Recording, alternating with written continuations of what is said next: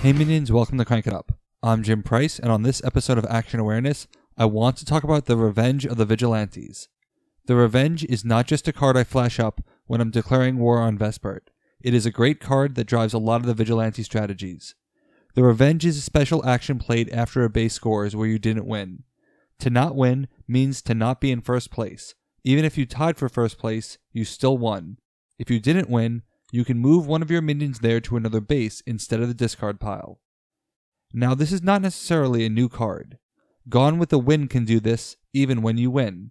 You Call This Archaeology is even more flexible, allowing you to move before or after, and it even avoids the instead of the discard pile clause that grates my nerves. So why does this action get a video?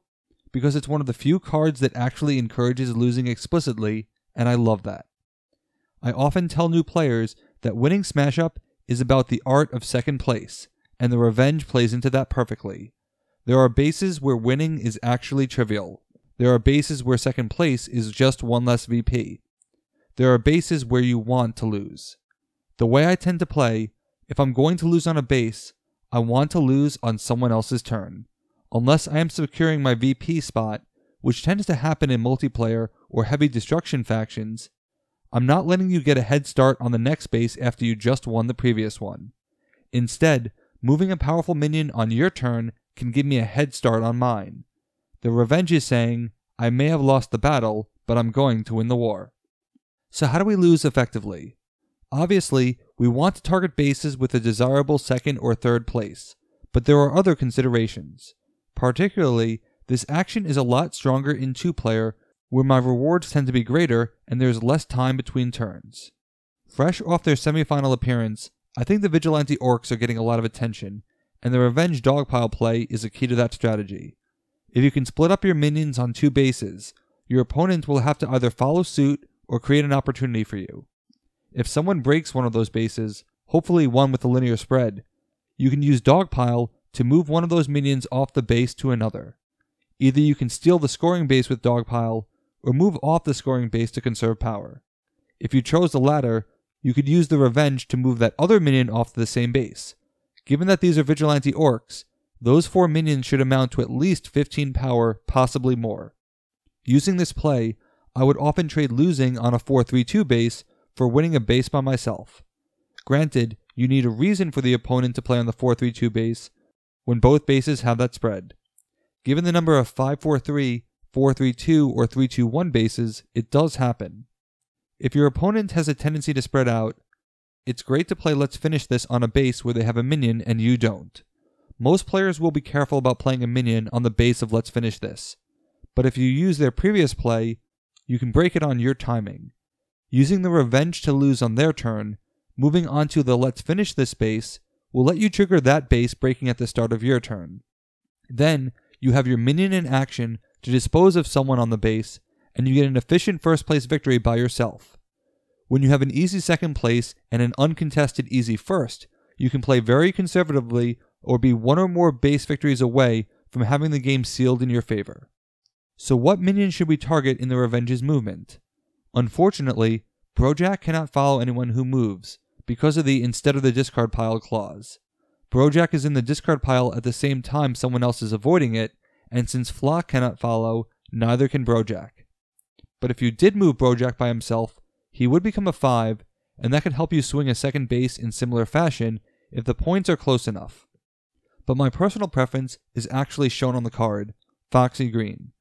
Foxy Green not only has the potential to have the highest power of the Vigilantes, but her ability is most likely to trigger when good things are happening to opponent cards. Good things tend to mean the opponent is winning. If Foxy Green is getting power from negative effects, those are probably targeting her. So Foxy Green is the perfect trap to gain a bunch of power from an opponent, then move off the base to be useful elsewhere.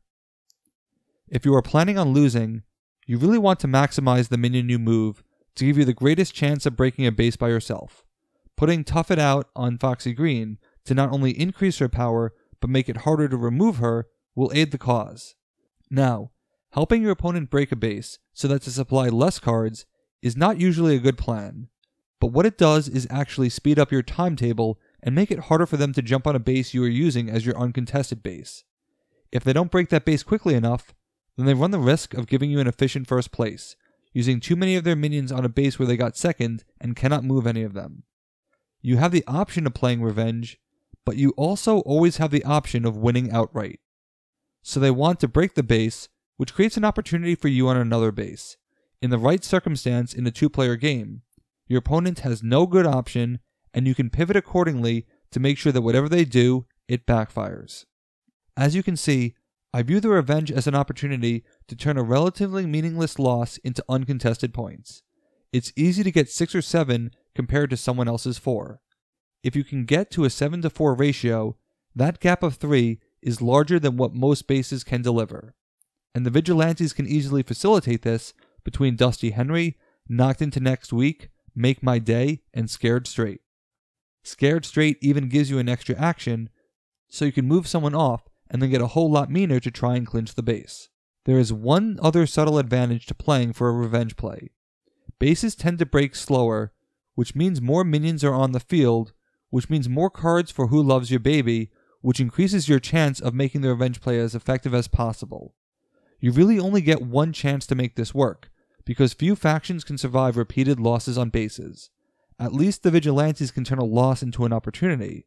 When you think about it, many times players just trade first and second back and forth until someone gets ahead. If you can break that mold for uncontested points, using a powerful minion for double duty, it is both efficient and effective.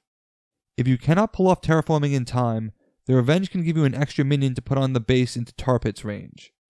All you need is one minion out on the new base, because the Revenge gives you 1 and the terraforming turn gives you 2, which is a really easy 4 points. If you think this is an overpayment, don't forget that Shift can give you 2 of those minions back easily. This is great with under pressure and expert timing plays, where you can pivot excess power onto another base that will break either the same turn or easily next turn. Burying is another mechanic to queue up extra plays that don't contribute to power creep but help you break the second base. When you consider that you can use Let's Finish This to trip the breakpoint, then uncover Tomb Trap, your chances of that easy Let's Finish This base just went up even more. Sometimes a card needs to be objectively weaker in order to force players into strategies they wouldn't ordinarily consider, and the Revenge is one such card. It creates a different playbook from its similar counterparts, and the unique disruption of the Vigilantes give it additional purpose. I've always enjoyed strategic second places, and this card lets me build an entire strategy around them, which is great for the game. Anytime you are chaining turns together, it shows that Smash Up is more than just a tactical card game. Have you ever been this excited about losing on purpose? Let me know in the comments.